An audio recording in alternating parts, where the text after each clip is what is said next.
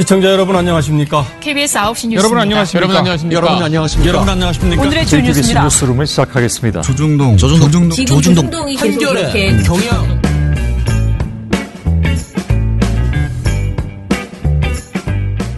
민원연의 미디어 탈곡기 498화를 시작하겠습니다. 예, 안녕하세요. 저는 민원연에서 사무처장을 맡고 있는 김원경입니다. 네, 방송 모니터 담당 활동가 임동준입니다. 이정일입니다. 예, 또 어제 하루는 어떻게 보내셨습니까? 아니 어제 순위가 저희가 엄청 올랐습니다. 아, 그랬습니까? 82위가 됐습니다. 네? 82위입니다. 82위. 아, 이 뉴스공장의 힘이군요. 그렇죠. 네, 그리고 구독자도 갑자기 확 늘어가지고. 네, 아유 감사합니다. 아 역시 반갑습니다, 여러분. 이런 것이 있었다는 것을 모르셨죠? 뉴스공장의 힘이 네. 다시 한번 대단하다. 네, 그렇게 느꼈습니다. 예.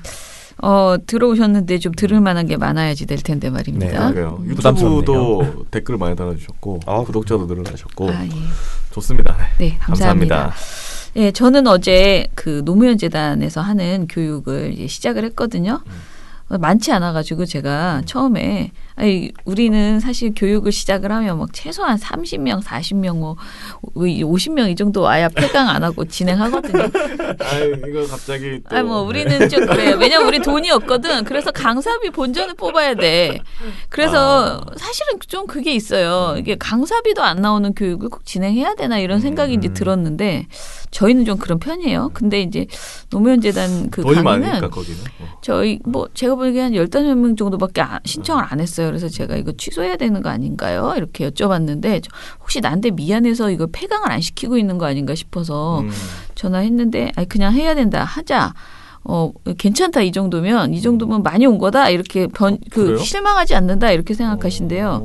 그래서 어제 갔는데 저는 또 굉장히 새로움을 느꼈습니다. 그러니까 일반인들이 어떤 느낌이냐면요. 제가 민원연의 언론학교 예전 제 언론학교 출신이라고 그랬잖아요. 언론학교 2기 92년 2월에 했어요. 그 언론학교 2기를 처음에 왔을 때 그 감동이 저는 정말 많이 지금까지도 아주 생생하거든요. 그러니까 언론의 문제를 굉장히 심각하게 생각하고 화가 난 사람들이 모였어요. 그 언론학교 2기에. 그래서 자기소개를 할 때 엄청나게 광분을 하면서 막 이런 세상 이거 어떻게 바꿀 수 있어? 언론이 문제야. 막 이런 얘기들을 모두 다 하는 그런 이제 강의였는데 그때의 느낌이었어요. 어제 제가 이제 사람들을 봤을 때 민원연에 오시는 분들은 그래도 어느 정도는 민원연에 대해서 그러니까 언론 문제에 대해서 굉장히 절실하게 느끼고 또 오시는 분이라 좀 약간 접고 제가 봤던 것 같아요. 근데 여기는 노무현 재단에 에서 오신 분들은 조금 더 생생하게 언론에 대한 분노가 있더라고요. 아, 그렇죠. 예, 네. 그렇죠. 네. 그래서 저에게 어제 저희 강의에 대해서 굉장히 이제 기대감을 갖고 여기 와서 이걸 듣고 내가 언론에 대해서 무엇을 할 수 있을까? 언론을 개선시키는 데 있어서 내가 무엇을 할 수 있을까를 모색하려고 오신 분들이어서 굉장히 신선했고 좋았습니다. 그러려면 민원연 회원에. 그런데 이제 기본적으로는 민원연을 모르는 분들이 많이 아직도 있는 거고요. 그리고 노무현 재단의 회원으로서 또 언론 문제에 공감하시는 분들이 늘어나는 것도 좋죠. 모든 사람이 다 민원연 회원이 될 수는 없잖아요. 아니 그러면 좋다는 거죠. 뭐. 그렇긴 하지만 저는 한 발 한 발 나가면 된다라고 생각합니다. 많은 교집합들이 생기면 돼요. 민원연도 하고 노무현 재단 하시는 회원들 굉장히 많거든요. 그렇죠. 저희 회원들 중에서 그런 분들이 이렇게 좀 적극적으로 강의를 들으러 오신 것이 저는 굉장히 좋았다. 뭐가 됐든 좋은 일이다. 좋네요. 네. 후원 한번 한다고 언론이 갑자기 바뀌기야 하겠어요. 하지만 지나보면 알걸요. 매달 하는 후원이 언론을 어떻게 바꾸는지. 좋은 활동이 쌓인다. 좋은 언론을 만든다. 민주언론 시민연합.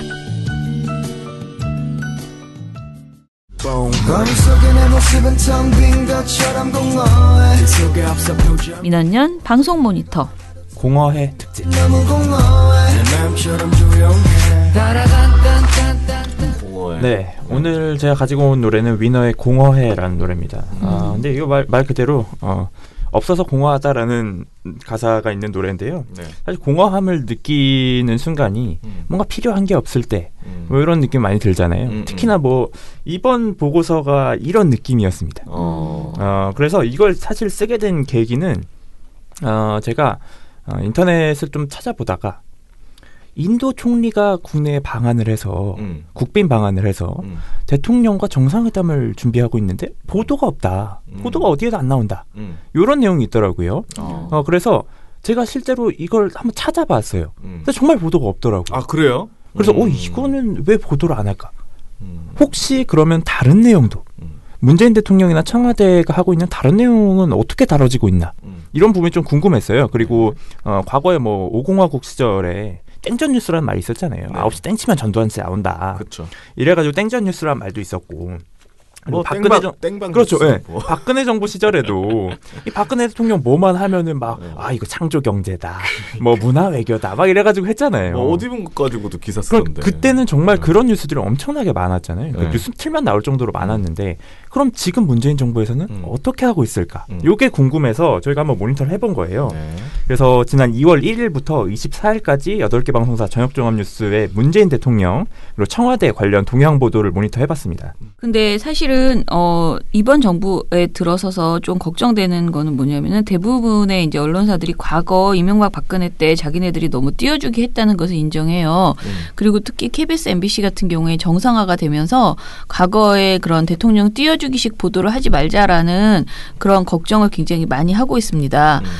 그 의식 자체는 저는 나쁘지 않다고 생각해요. 그러니까 이 내로남불이 되면 안 되잖아. 박근혜는 띄워주지 말라고 우리 입장에서는 박근혜 그렇게 띄워주지 말라고 그렇게 지적해놓고 왜 문재인을 안 띄워줘? 이것도 사실 말이 안 되거든요. 그렇죠. 그러니까 대통령 보도에 있어서 지나치게 아부성 보도만 일관하는 것은 굉장히 좋지 않습니다.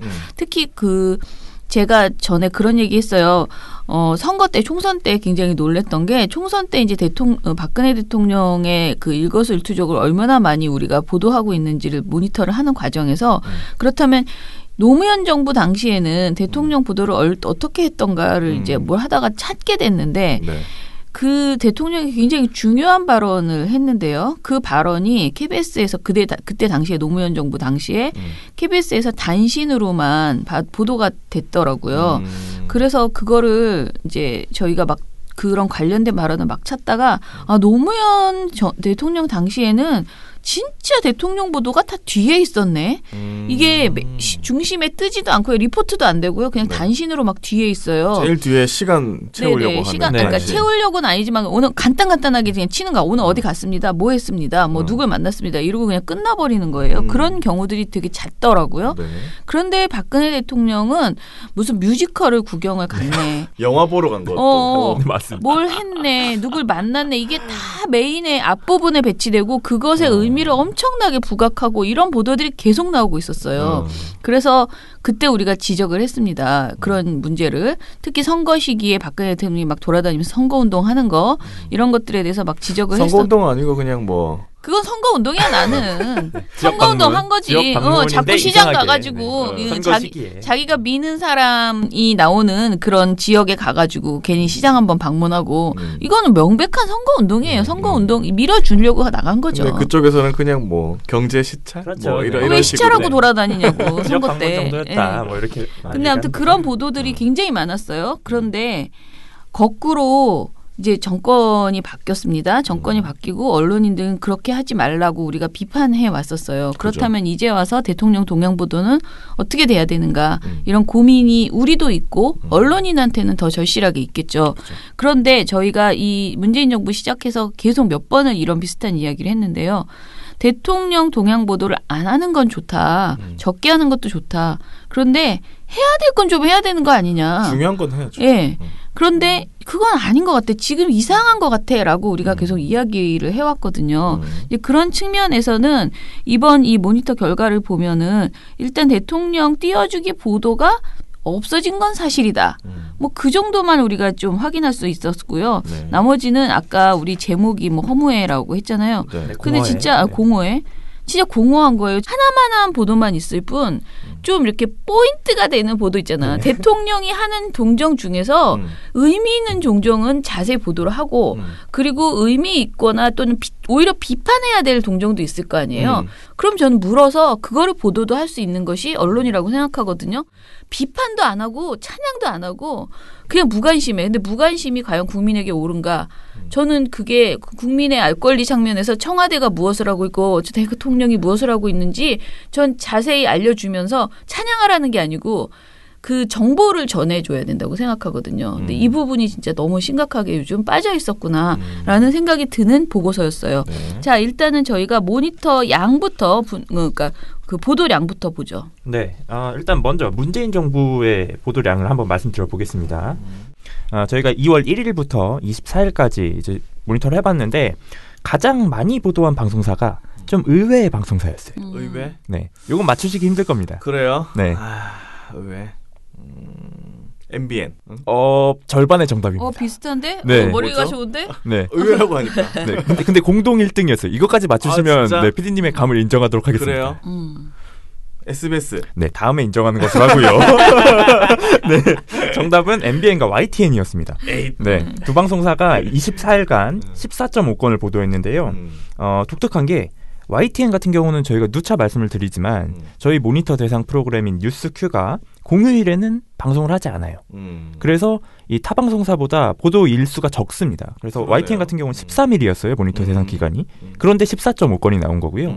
MBN은 24일 동안 14.5건을 한 거예요. 그래서 YTN 같은 경우는 좀 타 방송사와 달리 이례적으로 좀 많았다라고 볼 수 있었습니다. 그리고 뒷순위로는 JTBC가 14건, 채널A가 13건, TV조선이 12.5건, MBC가 12건, KBS가 11건, SBS가 9건 이렇게 됐습니다. 이 지상파가 되게 적네요. 네, 지상파가 거의 맨 밑에 있죠. 근데 요 내용만 듣고 보면 이게 많은 건가 적은 건가 약간 긴가민가 하실 수 있을 것 같아요. 네. 그래서 저희가 비교 자료를 한번 보려고 과거 모니터 결과들을 쭉 찾아가 봤어요. 2013년에 박근혜 씨가 해외 순방을 갔을 때 이때 모니터 보고서 결과가 있더라고요. 그래서 제가 이걸 살펴봤더니 이때 저희가 모니터 기간을 어떻게 잡았냐면 2013년 11월 1일부터 9일까지 지상파 3사를 잡았어요. 한 8일 동안. 그죠. 9일 정도를 본 거죠. 근데 9일 동안 모니터 결과가 어떻게 되냐면 KBS, MBC 15.5건, SBS 9.5건이에요. 그러니까 단순 비교를 해보면 박근혜 정부에서는 9일 동안 15건 넘게 나온 거고요. 문재인 정부에서는 24일 동안 15건도 안 나온 거예요. 그러니까 모니터 기간이 거의 19일 정도가 15일이 늘어났는데도 불구하고 보도량에서 큰 차이가 보이질 않는 거죠. 그러니까 이건 확실하게 좀 띄워주기 보도가 줄어들었다라고 볼 수 있었습니다. 그러니까 이 당시에 실제 모니터 보고서를 보면 진짜 황당한 보도들 되게 많아요. 특히 MBC가 정말 황당한데 이 박근혜 씨가 당시에 해외 순방을 갔다가 차에서 내리면서 넘어졌어요. 네. 기억하시는지 모르겠는데 넘어졌거든요. 박 대통령이 영국 방문 마지막 일정 때 차에서 내리다가 넘어지는 일이 발생했습니다. 다행히 다치지는 않았는데 박 대통령은 재치 있는 유머로 주변 사람들을 안심시키며 분위기를 바꾸었습니다. 천현우 기자입니다. 박근혜 대통령의 영국 국빈 방문 마지막 행사인 런던시티 시장 만찬장 길드홀. 박 대통령이 탄 차량이 현관 앞으로 들어옵니다. 곧이어 파란색 한복 차림의 박 대통령이 내리는 순간 한복 치마가 발에 밟히고 중심을 잃은 대통령이 그만 넘어지고 맙니다. 놀란 기퍼드 시장 내외가 부축하고 주변 사람들은 긴장했습니다. 잠시 후 박 대통령은 미소를 잃지 않고 일어나 기퍼드 시장 내외에게 재치 있게 말을 건넵니다. 드라마틱 엔트리, 극적인 입장이라는 한마디에 분위기는 전환됐고 행사는 탈 없이 이어졌습니다. 만찬을 마치고 나올 때 박 대통령은 콰이어트 엑시트, 퇴장할 땐 조용이라고 말해 참석자들의 웃음을 자아낸 것으로 전해졌습니다. 청와대는 차량 문턱이 높고 바닥이 비에 젖어 벌어진 일로 위험한 상황이었지만 다행히 박 대통령은 다치지 않았다고 전했습니다. MBC 뉴스 천현우입니다. 뭐 이렇게 말했대요. 이상한 네. 분이시네. 네. 이렇게 말했대요. 아니 왜 자기가 하는 행동을 말로 하지? 이렇게 말을 했대요. 그러니까 저는 그러니까 이것도 막 멋진 문장을 한 게 아니잖아요. 이거 찬양이 아니고 네, 그러니까 고도의 이런 거 아닙니까? 아니, 너무 웃겨요. 그러니까 이런 걸 보도를 했어요 당시에. 네. 그러니까 15.5건이 나올 수가 있는 거예요 사실. 아이고. 이렇게 보도를 했는데 노력했네. 적어도 지금 이 3사를 보면은 KBS, MBC 12건, 24일 동안 SBS 9건. 상당히 많이 줄어든 거예요. 이 정도면은. 그러니까 띄워주기나 막 찬양하는 이런 보도는 없어졌다라고 보는 게 맞는 대통령 거죠. 관련 보도가 적다. 네, 그렇죠. 그건 확실히 비교적 줄어들었다라고 보는 게 맞는 것 같습니다. 네.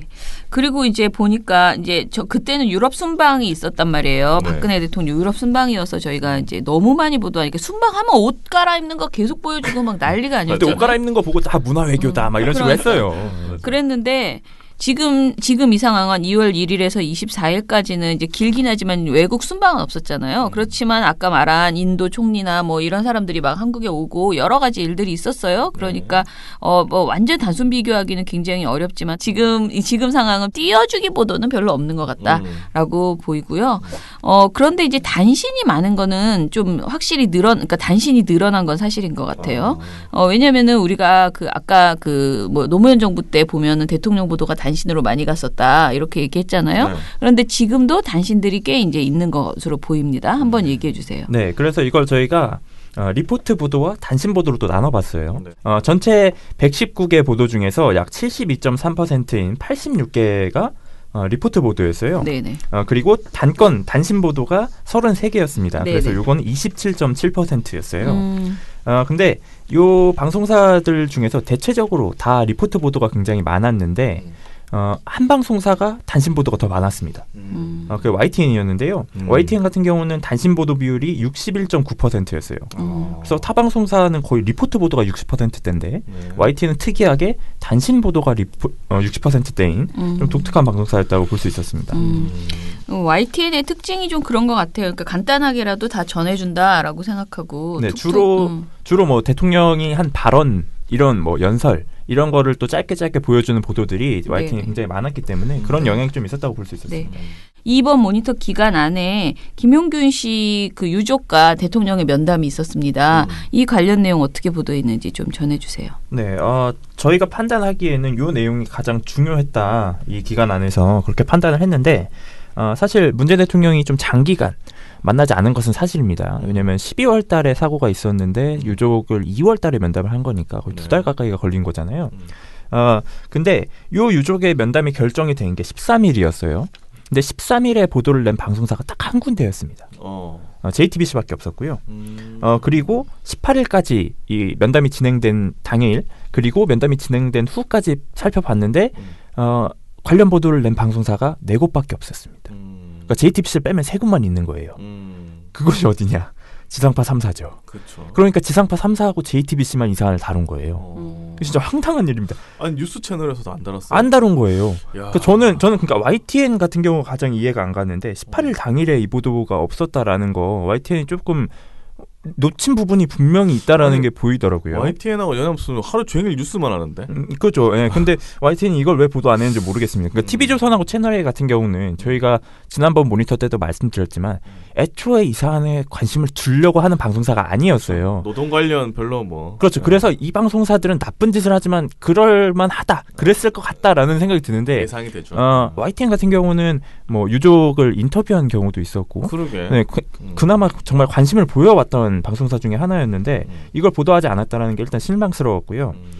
그래서 보도 내용을 좀 말씀드리면 JTBC 같은 경우는 아까 말씀드렸다시피 13일에 단신으로 유족과 대통령이 면담을 가진다라는 내용을 보도했고, 그리고 18일 당일에 김용균 씨 유족과 문 대통령 발언을 전달하는 보도를 냈습니다.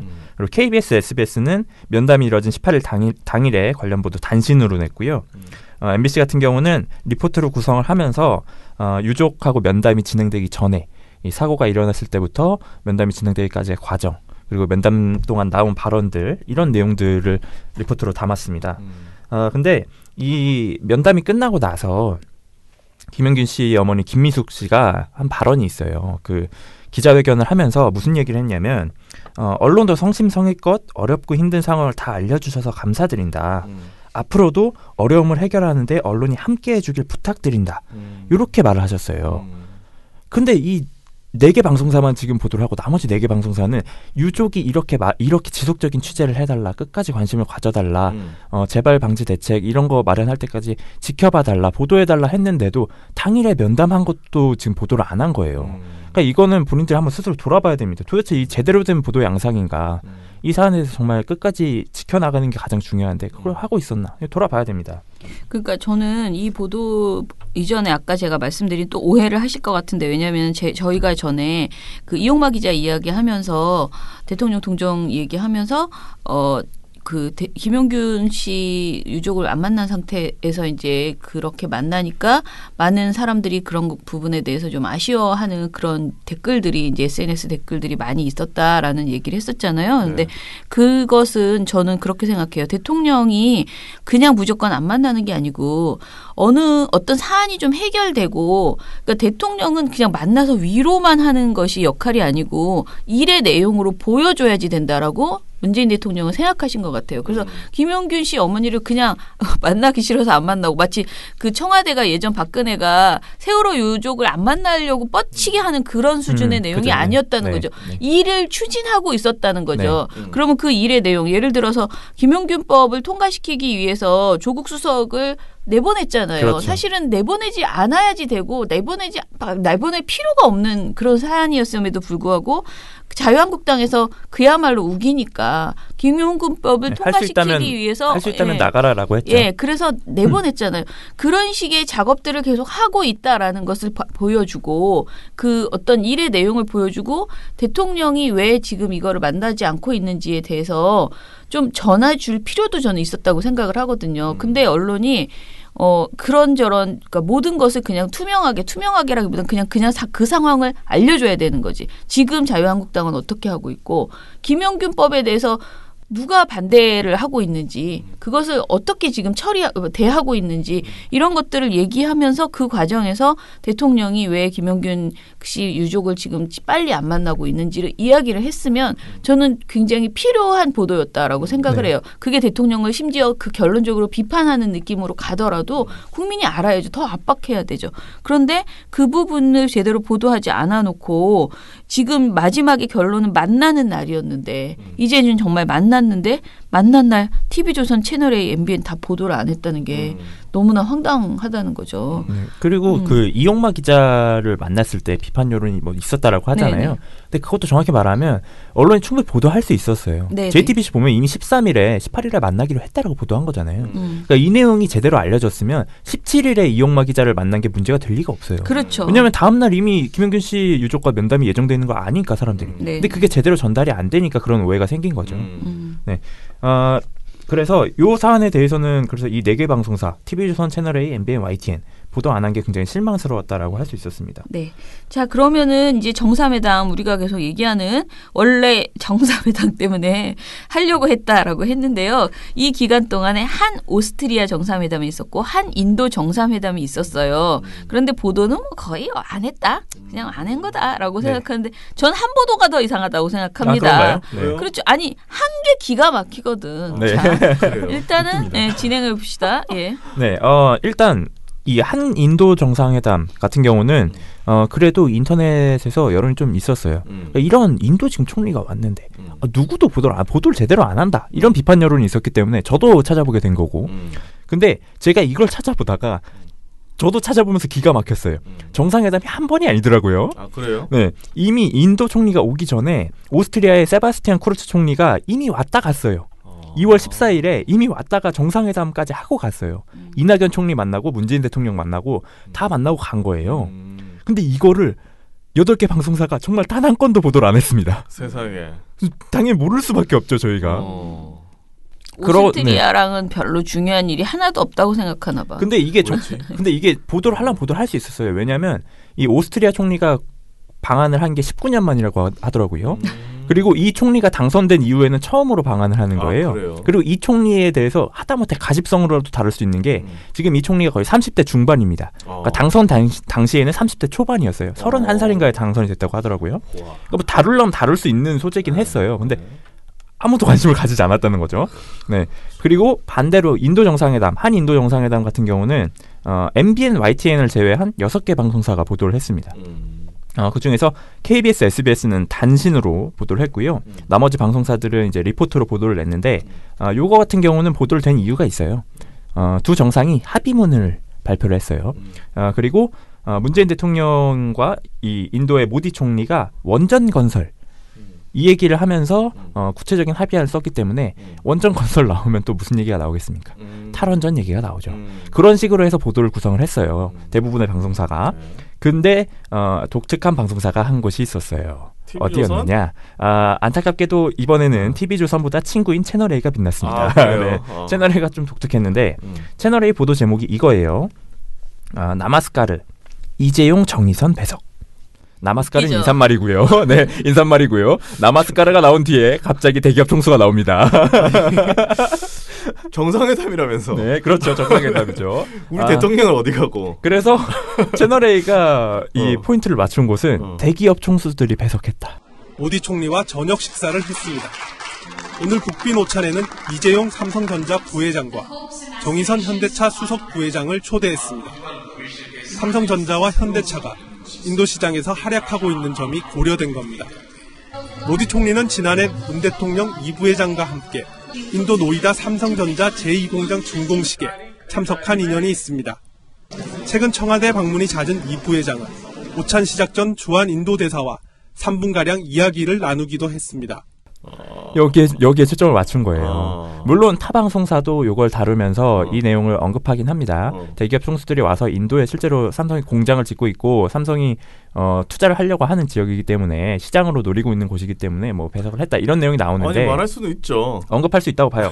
근데 제목이 포인트를 여기다가 맞춘 데는 채널A밖에 없었다는 거예요. 그 대통령이 아니라 재벌 총수 배석에 준 데는 여기가 유일해요. 채널A가 유일해요. 정상이 대통령이 아니고 그런 느낌이죠. 우리의 대통령은 이재용이요. 우린 이재용만 따라가. 약간 돈 주는 놈이 대통령이다 뭐 이런 느낌이에요 지금. 이런 식으로 보도를 한 겁니다. 채널A가 그래서 굉장히 좀 튀었다라고 할 수 있었습니다. 네. 많이 튀었습니다. 네. 좀 튄 게 아니고. 자, 그다음에 이제 그 모니터 기간 내에 또 정책 제도와 관련된 여러 가지 회의가 있었습니다.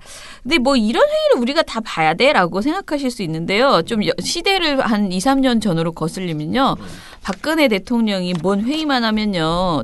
뭐 이렇게 전략회의나 무슨 뭐 관계장관회의 이런 거 하면 우리 모두 다 그걸 봤어요. 그거를 보면서 제가 어제 강의에서도 그 얘기했는데 저는 무슨 국어 시간에 선생님이 특강해 주는 것처럼 박근혜가 뭐라고 하면은 그걸 다 잘라가지고 보도해서 어느 정도로 자세히 얘기해 줬냐면 오늘 이렇게 말했습니다. 일단 보여줘. 박근혜 말을. 그 다음에 기자가 그 말이 무슨 뜻인지 다시 한번 하나하나를 다 자막 처리해가지고 설명해줘. 번역기. 예. 그렇게 하는 것을 우리가 5-6곡지를 매번 봤어요. 진짜 그런 시대를 우리가 살았습니다. 그런데 지금은 대통령이 어떤 회의를 하면 대국민 보고를 하거나 이렇게 해도 그게 제대로 보도가 안 돼요. 굉장히 좀 그거는 전 심각하다고 생각하거든요. 어찌됐든 소통하려고 뭘 하자고 한 거잖아. 전략회의를 하거나 특히 대국민 보고라는 거 이런 것들은 국민들에게 알려주겠다고 한 건데 그걸 제대로 모르잖아. 모르는데. 그죠? 이게 진짜 대단습니다. 네. 자, 그 무슨 일이 있었는지 얘기해 봅시다. 네, 일단 모니터 기간 내에 큰 회의가 두 차례 있었는데 하나는 권력기관 개혁 전략회의라고 해서 이제 국정원, 검찰, 경찰 요거에 대해서 개혁 법안 이 내용을 어떻게 처리할 것인가에 대한 회의였고요.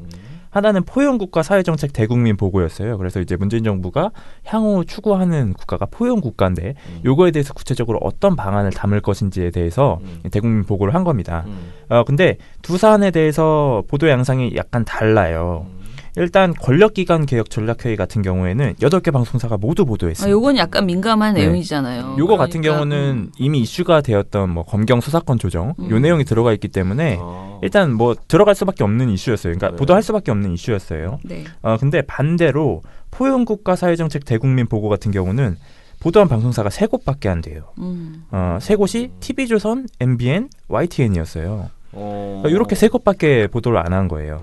그 중에서도 그나마 좀 관심을 많이 가진 게 YTN이었는데 YTN 같은 경우는 문재인 대통령 발언을 영상으로 보여준 다음에 단신이 하나가 나간 다음에 유은혜 부총리가 나와서 직접 이 정책 내용을 설명을 합니다. 이광현 앵커와 대담을 하면서 이 내용을 설명을 했어요. 네. 그래서 YTN 같은 경우는 좀 더 적극적으로 보도를 했다라고 볼 수 있었습니다. 그래서 이제 그 내용들을 너무 다른 데서 보도 안 했다. KMS, JTBC 다 이 포용국가 사회정책 대국민 보고는 보도를 안 했어요. 그런 것이고 지금 그나마 권력기관 개혁 전략회의는 그럼 제대로 했느냐 이 보도를 한 게 보면은 그나마 이제 MBC나 이런 데는 좀 그래도 제대로 내용들을 전했는데 지금 종편 중에서 TV조선, 채널A, MBN 이렇게 보도했잖아요. 네. 그러니까 JTBC도 했지. 근데 네네. 특히 TV조선과 MBN은 특히 TV조선은 아주 기분 나쁘게 보도를 했거든요. 자, 그 얘기해 봅시다. 네, 일단 이 권력기관 개혁 법안이 뭐가 있냐면 총 4가지가 있는데 4가지 정도가 있는데 말씀드렸던 검경 수사권 조정 그리고 조국 민정수석이 직접 국민들에게 요청을 했던 공수처 고위공직자 비리 수사처 설치 법안 이 내용도 있고 그리고 자치경찰 법안 법제화하는 내용도 있어요. 그리고 하나가 국정원 개혁 법안입니다. 이렇게 해서 큰 틀에 4가지가 있는데 이 4가지를 통틀어서 권력기관 개혁 법안이라고 하는 거잖아요. 그래서 이 보도를 구성하려면 일단 이 법안에 4개가 있다. 이건 설명을 하고 가야 되는 거예요. 이게 기초라는 거죠. 근데 이 종편 채널들, 특히 TV조선 채널A가 굉장히 이상한 보도를 내놓습니다. 일단 이 법안 내용에 대한 설명이 제대로 없어요. 무슨 권력기관 개혁을 논의한다는데 뭘 가지고 논의하는지 모르는 거예요. 사람들이 이 보도를 보면. 왜냐하면 네. 그 이유가 있습니다. TV조선 채널A가 어디에 포커스를 맞췄냐면 문재인 대통령 발언 중에 일제순사라는 발언에 포커스를 맞춥니다. 왜 그런지 모르겠어요, 저는. 근데 일제순사에 포커스를 맞췄어요. 문재인 대통령이 알 것 같아요, 그런지. 네, 그런가요? 네. 네. 문재인 대통령이 왜 일제순사라는 표현을 썼냐면 일제시대 당시에 검찰 경찰이 이런 식으로 일제순사처럼 이 권력을 남용했다, 안 좋게 썼다. 그러니까 이런 악법을 바꿔야 된다. 이런 취지에서 일제순사를 얘기를 한 거거든요. 네. 그러니까 물론 좋은 의미에 쓴 게 아니에요. 그치. 그렇게 언급을 한 거예요. 근데 여기에 초점을 맞춘 거죠. 그래서 TV조선 제목이 이겁니다. 문 대통령 칼찬 순사 언급하며 검경 개혁. 너무 웃기네. 네. 칼찬 순사를 언급했대요. 네. 이게 중요한가? 네, 저는 그러니까 지금 문 대통령이 검경하고 지금 싸우자는 거야. 얼마나 비아냥거렸는지 몰라. 이런 의미로 이 제목을 뽑은 검경을 거지. 뭐 일제 앞잡이로 봤다. 네. 이거잖아요. 예. 문재인 대통령이 이른바 권력기관장들을 청와대로 불러서 개혁 의지를 다시 한번 확인했습니다. 특히 과거 칼찬 순사에서 시작한 경찰과 검찰 개혁을 위해서 국회가 반드시 법을 통과시켜달라고 했습니다. 백대우 기자가 취재했습니다. 문 대통령은 권력기관이 과거 칼찬 순사에서 시작했다고 말했습니다. 채널A는 따옴표입니다. 일제순사 벗어나라. 이거였어요. 네. 이렇게 해서 이거에 포커스를 맞추는 거예요. 근데 더 웃긴 게 좋아요. 이거에 포커스를 맞추더라도 법안 내용을 설명할 수 있잖아요. 일제순사는 잡아야 되잖아. 그러니까 법안 내용을 할 수 있다고요. 이렇게 하면서도. 근데 일단 법안 내용 설명이 없어. 이 2개 보도에. 그럼 뭘 다루느냐? 이 자리에서 오지 않은 사람 누가 있는가? 권력기관 개혁 대상 중에 누가 오지 않았나? 문재인 대통령이 그리고 누구를 언급하지 않았나? 출석 체크. 그런 느낌이에요. 네. 출석 체크하는 겁니다. 그래서 뭐라고 설명하냐면 오늘 권력기관장 회의에는 박상기 법무부 장관, 김부겸 행정안전부 장관, 서훈 국정원장이 한자리에 모였습니다. 문 대통령은 권력기관장 등을 일일이 거명하며 감사 인사를 했습니다. 민감용 경찰청장은 호명했지만 문무일 검찰총장은 언급하지 않았습니다. TV조선 백대호입니다. 이 얘기가 뭐냐면 넌지시 이렇게 뿌리는 거예요. 리스트다. 아니요, 문재인 대통령이 검경 수사권 조정에서 경찰을 밀고 있다. 이렇게 뿌리고 싶은 거예요. 그러니까 이 얘기를 하고 싶으니까. 그러니까 이거 자꾸 이런 식으로 언급해서 얘네 둘이 안 왔다. 근데 문재인 대통령이 경찰총장만 얘기했어. 이렇게 말하는 설명하는 거예요. MBN 같은 경우는 이 둘과 다르다라는 걸 그래도 좀 보여줍니다. 그래요? MBN도 일제 순사를 언급하긴 했어요. 근데 MBN은 설명을 해줍니다. 일제 강점기 검찰과 경찰이 국민에게 군림했던 과거까지 거론하며 이들 권력기관에 대한 철저한 개혁을 강조했습니다. 문재인 대통령이 이 발언을 한 이유를 설명을 해준 거예요. 그러니까 MBN은 그나마 잘했어. 네. 잘했네. 그리고 앞에서 얘기했던 채널A하고 TV조선이 누가 오지 않았고 출석 체크했다고 했잖아요. 출석 체크도 MBN이 이유를 말해줍니다. MBN이 뭐라고 설명하냐면 회의에는 박상기 법무부 장관과 김부겸 행정안전부 장관 등 50여 명이 참석했는데 수사권 조정 대상인 검찰총장과 경찰청장은 빠졌습니다. 그러니까 얘네 둘은 민감한 사안 이 사안에 이 당사자들이니까 안 부른 거다. 그래서 안 부른 거야 라고 말을 해주는 거예요. 그러니까 이 정도 설명은 덧붙여야지. 이 얘기를 할 거면. 아무 얘기 없이 마치 문재인 대통령이 뭐 이 검경 수사권 조정에서 경찰만 밀고 있는 것처럼 이렇게 설명하는 것 자체가 이상하다는 거죠. 이런 식의 보도를 진행을 한 거예요. 그리고 나머지 방송사 같은 경우는 정상적입니다. 그러니까 MBC 같은 경우는 당연히 권력기관 개혁 법안 내용을 쭉 설명을 해줘요. 그러고 나서 수사권 조정, 자치경찰체에 좀 더 중심을 둔 보도를 구성을 했고요.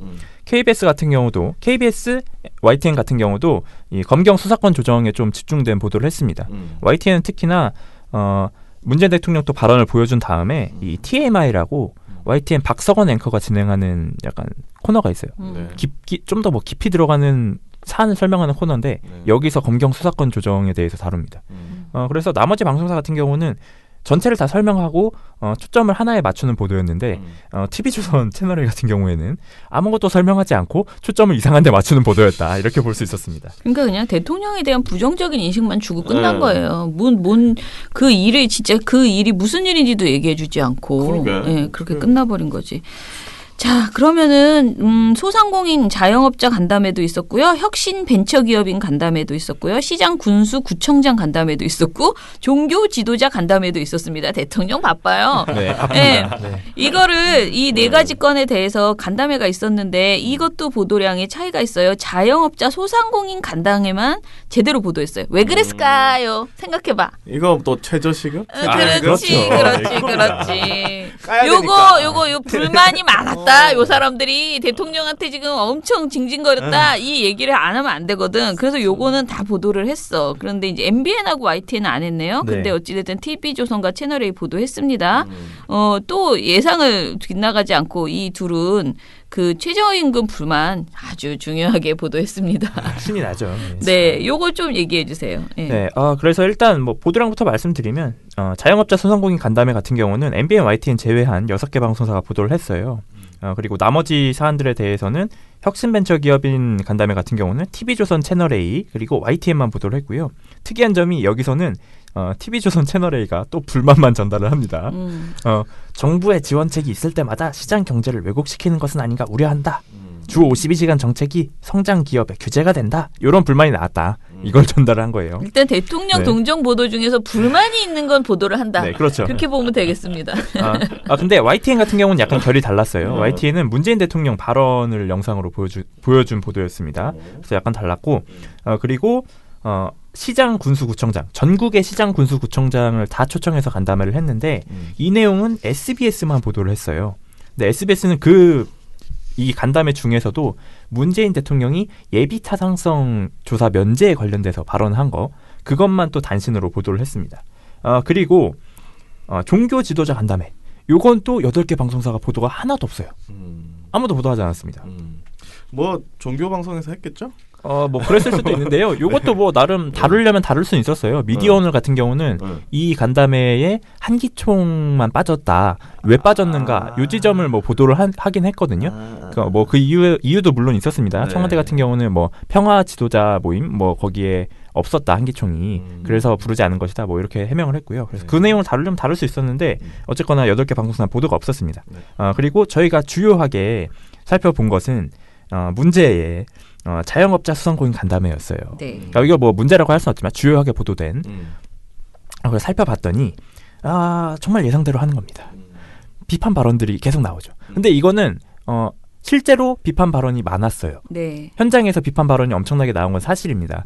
자영업자 소상공인 분들께서 정부 정책의 문제점들, 그러니까 실제로 체감하기에 문제가 되는 부분들을 계속 지적을 해주셨어요. 그리고 그 부분 중에서 주요하게 나왔던 부분들이 최저임금이었던 것도 사실입니다.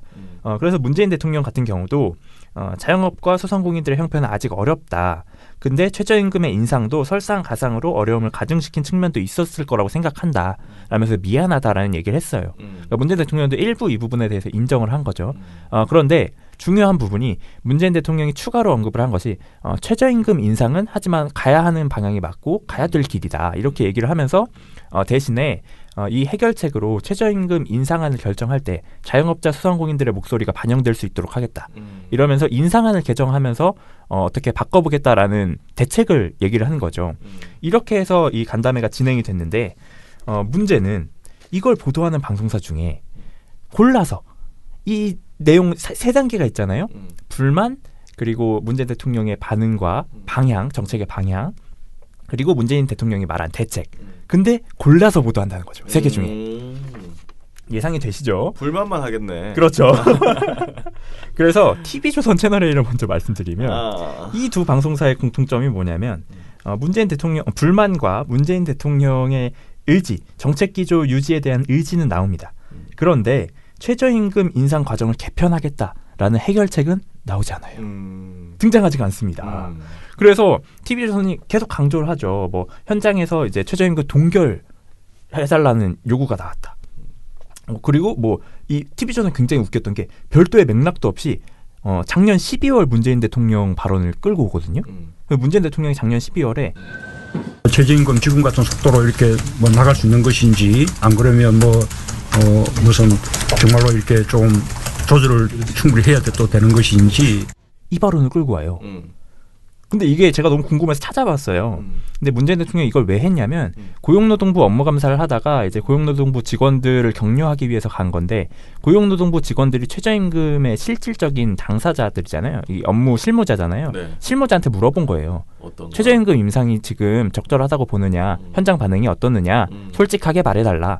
그러면서 이 얘기를 한 거예요. 지금 같은 속도로 나갈 수 있는 건지, 안 그러면 정말 조정을 충분히 해야 되는지, 그걸 물어본 거라고요.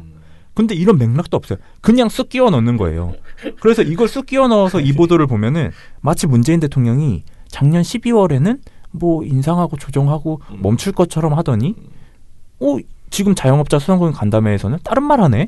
이런 느낌이 들 수 있게끔 보도를 구성을 한 거예요. 제가 볼 때 이 방송국들이 그 영상 폴더를 해놓거든요. 해놓는데 문재인, 그다음에 최저임금 이렇게 해가지고 그렇게 해서 폴더를 하나 만들었군요. 다른 폴더를 하나 만들었고, 그거 문재인 대통령이 뭔가 최저임금 관련 발언을 하면 무조건 갖다 쓰게 거기에 다 모아놨을 것 같습니다. 진짜 황당합니다. 근데 이거는 진짜 문제인 게, 이게 과거 12월 어찌됐든 작년 12월에 했던 얘기이기 때문에 지금 나온, 굳이 지금 간담회에서 한 발언을 쓰면 되는데, 그죠. 지금 발언 다 그거는 정말 그 미안하다 뭐 이런 것만 보여주고 나서 느닷없이 이걸 붙이니까 저는 이거를 실제 보도를 보고 되게 화가 났거든요. 그러니까 왜 대통령이 딴 말에 짜증나게 이렇게 느껴지게 그냥 딱 그렇게 보여요. 이 보도만 봐서는.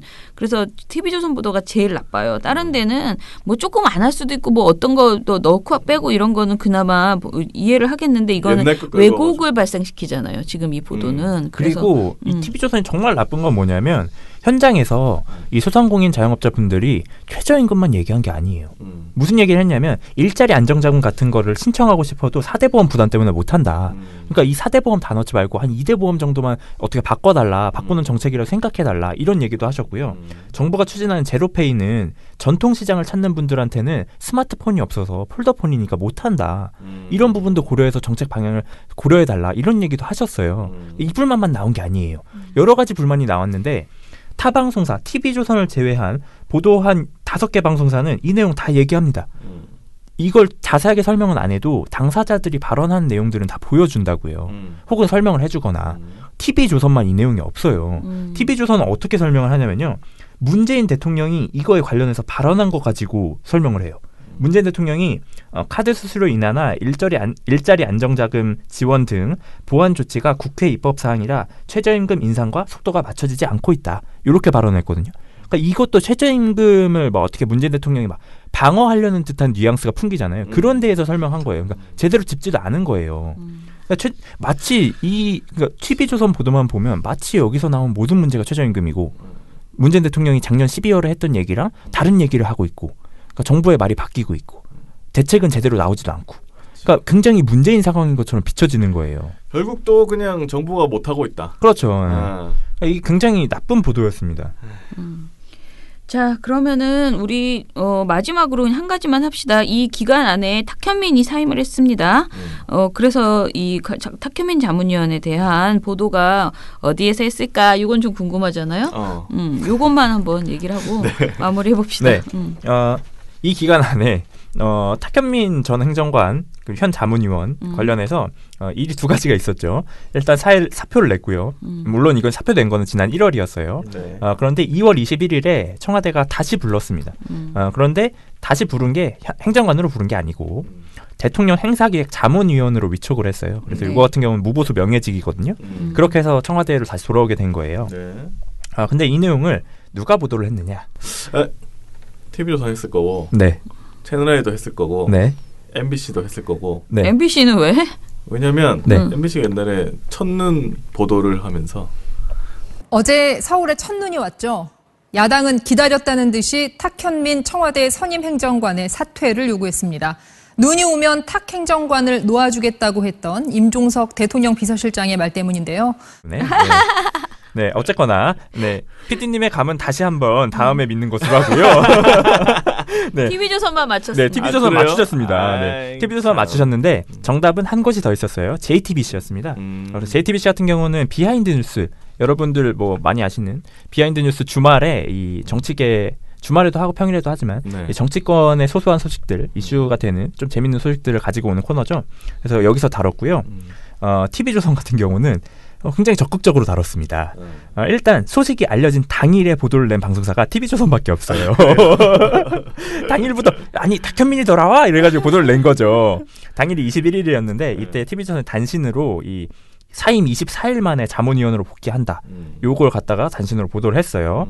그러고 나서 하루 뒤에는 또 이걸 리포트로 보도를 냅니다. 근데 그냥 리포트로 보도를 내면 재미없잖아요. 그래서 요걸 이제 성우가 더빙하는 이 꼭지가 있어요. TV조선 뉴스에 포커스라고 여기서도 굉장히 문제의 보도들이 많이 나오는데 이 보도에서도 이 탁현민 행정관 복귀한 거 가지고 이걸 구성을 한 거예요. 그래서 막 드라마틱하게 막 만듭니다. 막 그 노래에 있듯이 막 떠나요 청와대 막 이렇게 해가지고 막 자막 넣고요. 이렇게 해서 보도를 구성해요. 네. 그러고 나서 뭐 최근 활동들 뭐 사임하고 나서 페이스북에 올렸던 글들 막 이런 거 전달하고요. 네. 그러고 나서 보도 말미에 잇따른 사표 소동도 번뜩이는 연출의 일환일까요? 탁현민 논란을 국민들은 과연 언제까지 보게 될지. 뉴스라인 포커스였습니다. 이렇게 해가지고 끝내거든요. 저는 언제까지 보게 될지 의문인 거는 TV조선이 답을 가지고 있다고 생각해요. 니들이 보도를 그만하면 국민들이 볼 일이 없어요. 네. 어쨌거나. 네. 그래서 굉장히 탁현민 전 행정관의 행보에 대해서, 탁현민 자문위원의 행보에 대해서 집착했다. TV조선이. 왜 이렇게 집착하지? 모르겠어요. 좋아하나 봐요. 네. 혹은 뭐 이번 정부의 뭐 약점이라고 생각하는지도 모르겠습니다. 네. 자, 그러면은 뭐 이제 마무리를 하고요. 저희 아무튼 결론은 그거예요. 좀 중요한 보도는 하시고 지적할 거 감싸라는 거 아니고요. 찬양하라는 거 아니고 국민이 알아야 될 주요한 일이 지금 청와대에서 추진하고 있으면 그거에 대해서 적극적으로 감시하거나 또는 전해 주셔야지 되는 거죠. 근데 그런 보도들이 너무 없다라는 그런 아쉬움이 있습니다. 잘 가라. TV조선. 수고했다 민원연. 언론의 민낯을 아는 데 도움되는 정보만. 끝이 아닌 다른 시작. 민주언론 시민연합.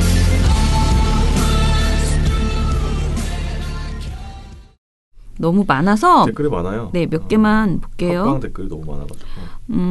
미련곰탱님 어제도 잘 들었습니다. 사람들이 무심하게 지나갈 만한 내용을 알려주어서 진짜 유익하네요. 어찌 보면 김강일은 정말 악마네요라고 하셨습니다. 자, 뭐 아무튼 시방이 심의하러 가신다고 했고요. SS 피에로님이 굉장히 고민돼서 이제 쓰셨어요. 말이라는 건 어떻게 쓰느냐에 따라서 다른 거 아닌가요? 귀머거리 벙어리 장님은 말일 뿐이라는 생각이 듭니다. 개인적으로 땡땡 장애인의 표현이 귀머거리와 같은 표현보다 훨씬 불편하게 느껴집니다. 그리고 그런 말은 순 우리말도 아니고요. 실제로 비하하려면 시각장애든 농인이든 벙어리든 거기서 거깁니다. 에휴 이 인간아와 같은 표현도 있으니까요. 그래서 전에 저희 부부가 이 주제로 토론한 적이 있는데 그 결론은 병명을 쓸 때 어떻게 표현하든 상관없지만 특정인에 대해서는 정확히 어디가 조금 불편하시다 정도의 표현을 쓰기로 했습니다. 그분들도 그 특정 부분 말고는 딱히 지장 없고 모든 사람은 어딘가에 장애를 안고 살아가는데 불편함을 느끼느냐는 차이일 뿐이라는 생각에 이런 결론으로 내렸습니다. 물론 부적절하게 쓰인 것은 분명해 보입니다. 꿀먹은 벙어리 같은 경우에는 벙어리를 비하하는 말이니까요. 다들 조금 더 조심하셨으면 얼마나 좋을까라는 생각이 듭니다. 하셨어요. 저는 죄송하지만 선생님이 아까 이 SS 삐에로님이 말씀하신 이거는 써도 되지 않느냐. 이거는 이 판단은 본인이 하시는 게 아니고요. 장애인 당사자들이 하셔야 된다고 생각합니다. 저도 약간 비슷하게 생각을 하는 게 이 댓글을 보고 좀 저도 생각을 해보다가 최근에 샘 오칠리 씨, 방송인 샘 오칠리 씨가 그 방송에 나와서 한 말이 흑형이라는 표현 난 굉장히 거북하다. 이런 얘기를 하셨거든요. 근데 그 흑형이라는 표현이 온라인상에서 쓰이는 게 나쁜 의미로 쓰이는 게 아니에요. 그러니까 물론 쓰시는 분들도 좋은 의미로 쓰는 경우가 있어요. 친근함을 표시하면서 말하잖아요. 근데 당사자가 느끼기에 불편하다면 그런 부분도 우리가 쓰지 않는 것이 맞겠다라는 생각이 들더라고요. 그래서 사실 이런 고민을 하셨다라는 거는 정말 이 한 차원 더 높은 분이라고 저는 생각을 합니다. 근데 우리가 이 쓰는 단어를 선택할 때에는 나의 판단도 중요하지만 나의 판단보다 더 중요한 것이 당사자가 어떻게 느끼느냐 이런 부분인 것 같습니다. 그래서 저희도 항상 이 단어를 표현하는데 우리가 순화 용어라고 말을 하거든요. 비하 용어, 순화 용어 하는데 그 순화 용어가 이제 대체어잖아요. 이거 대신 이거 사용해 주세요 하는데 그 말도 비하 용어가 될 수 있어요. 어느 날. 왜 우리가 장애우라는 말을 좋은 의미로 만든 말이에요. 처음에 장애자 너무 낮춰보니까 장애우로 하자는데 내가 네 친구야? 왜 나를 우라고 불러? 그냥 장애인이라고 불러라고 하는 거예요. 그러니까 모든 말은 당사자들이 원하는 말로 저는 점점 변해가야지 된다라고 생각을 해서요.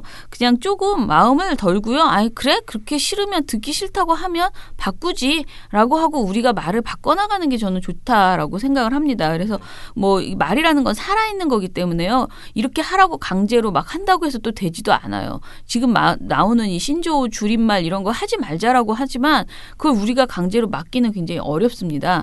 그래서 저도 이 비하 용어를 얘기할 때 굉장히 조심스러워요. 그런데 되도록이면은 우리가 이것은 비하의 뜻이 있고 당사자들이 거부하고 있으므로 불편해하고 있으므로 이것을 쓰지 말자라는 쪽으로 옮겨갔으면 좋겠다라고 생각합니다. 레이니치세님 참 하시더니 아무튼 기분도 참 할 말이 없는 날이네요. 그래서 그래도 오늘 방송은 참 유익했습니다. 방송에서 쓰지 않으면 어느샌가 사람들이 사용하면 안 된다고 생각한다는 처장님의 말씀에 공감을 했습니다. 제가 생각하기에 우리나라가 혐오 사회가 된 변곡점을 하나 꼽으라고 한다면 어느샌가 방송에 극혐이라는 단어가 공공연하게 나오기 시작하면서라고 생각합니다. 방송에서 혐오라는 단어가 너무나도 쉽게 나오니 사람들이 혐오라는 생각이 얼마나 무섭고 위험한 건지 무뎌져 버려 이런 사회가 오지 않았나 싶습니다. 그런 의미에서 김주아 앵커의 바보 이거는 심지어 운율까지 탔던데 제정신인가 궁금했습니다. 대체 그녀가 생각하는 뉴스 앵커가 무엇인지 정말 묻고 싶네요. 라고 하셨습니다. 네. 충격적인. 네, 저는 김주아 앵커가 도대체 뉴스를 몇 년을 했는데 이렇게 했을까 참 충격적이었습니다. 네. 클리오님 뉴스공장에서 듣다가 구독해서 듣습니다. 감사합니다. 민원녀는 전부터 알았는데 구독을 안 하고 있었네요. 구독자가 빠르게 안 느는 건 아쉽겠지만 방송 특성상 정신 나간 종편이나 조중동 같은 기레기들의 소리를 듣는 건 고역이니까요. 하지만 여러분들의 노고 덕택에 어떤 놈들이 이런 소리를 하는지 잘 알 수 있어서 감사합니다. 저라면 아마 화병 나서 이거 못할 듯 하셨습니다. 감사합니다. 그리고 사이버 수사대님 뉴스공장 듣고 왔음. 민원녀 화이팅. 네, 감사합니다. 프랄린바이 조미선님이 같은 부류의 신문사지만 조선은 이런 사진도 관리하는지 잘 안 보이네요 하면서 지금 이제 포장용 신문지 해가지고 뜯지도 않은 비닐도 뜯지 않은 신문을 대량 구입할 수 있는 깨끗한 신문지. 네. 캡처 사진에는 동아일보가 있네요. 네. 뭐 이런 거 많이 판다고 하더라고요. 티에누님이 거기다 댓글로 폐지도 파는군요라고 하셨습니다. 뭐 이거 가지고 저희한테 제보하신 분도 있어요. 이렇게 신문을 이렇게 유통시키는 걸 보면 지금 ABC 협회가 네. 지금 뭐 제대로 일을 안 하는 거 아니냐 이런 얘기도 하셨습니다. 백도라지 777님 민원연애 68위 축하합니다. 김원경 처장과 모두의 고생이 빛을 볼 날이 있을 겁니다. 모두들 수고하셨습니다. 하셨어요. 68위가 아마 실시간으로 한번 올라갔나 봐요. 그런가요? 지금 80위인데 아무튼 감사합니다. TNO님도 미디어 탈곡기에게 가능한 장애인 비하 용어 특집이었다고 생각합니다. 물론 저는 드라마나 영화 소설 같은 픽션에서는 등급에 맞게 허용해야 한다는 입장입니다만 민원연은 이런 주장 충분히 하실 수 있죠. 하셔야 하고요. 세상은 그렇게 조금씩 바뀌고 있으니까요. 라고 하셨습니다. 감사합니다. 네. 고희양이 아빠님도 마찬가지로 본인만의 의지와는 상관관계를 떠나서 몸과 마음의 장애를 가지고 계신 많은 분들에게 지금까지 상처와 분노만 될 수밖에 없었던 표현에 관한 민원연의 모니터 모두 아무튼 좋았다라고 하셨습니다. 뭐 사실 특별한 보고서는 아닌데 좀 약간 개고생을 한 그런 보고서라는 생각은 들지만 사실 그 문제의식은 예전부터 제가 어제도 말씀드렸지만 오래된 문제의식이에요. 이 표현 쓰지 맙시다라는 걸. 그런데 아직도 이렇게 많이 쓰고 있다는 걸 우리가 세어보는 진짜 그 고단한 작업이었다는 건 맞지만은 어찌됐든 이렇게 칭찬을 해주시니 감사하고 그러나 이게 분명히 아까 이제 삐에로님처럼 꼭 이렇게까지 해야 돼. 이걸 다 안 쓰면 어떻게 해라고 분명히 이제 고민하시는 분도 있을 거예요. 그런데 자꾸 잔소리를 해야 주춤주춤하면서 안 써갈 수 있을 것이다라고 생각해서 냈다는 점 좀 감안해 주시기 바랍니다. 네, 파티에 SIGGUH님 뉴스공장 듣고 왔어요. 네, 감사합니다. 그리고 3대 맛집님 여당 추천들은 왜 그런지 편파 판정해달라는 게 아니잖아요. 제대로만 판정하라고 라고 하셨는데 아마 방심이 얘기 하시는 것 같습니다. 네. 그리고 윤주형님께서도 민주당 추천목의 방심위원들 관련해서 댓글을 써주셨습니다. 네, 감사합니다. 네. 그러면 오늘 방송 이것으로 마무리하겠습니다. 내일도 저희 아주 재미있는 내용으로 채워드릴게요. 민원연의 미디어 탈곡기는 내일도 열심히 들어드리겠습니다. 탈탈탈 안녕. 네, 오늘 뉴스데스크 마치겠습니다. 청년에게 꿈과 희망을 채널 A가 함께합니다. 시청해주셔서 KBS 뉴스 오늘 순서 모두 마치겠습니다. SBS는 앞으로도 내일 끝까지 뵙겠습니다. 파헤치겠습니다. 오늘 뉴스9 모두 마치겠습니다. 시청해주셔서 고맙습니다. 뉴스8 여기서 마치겠습니다. 저희들은 내일도 최선을 다하겠습니다. 여러분 고맙습니다. 탈탈탈 안녕.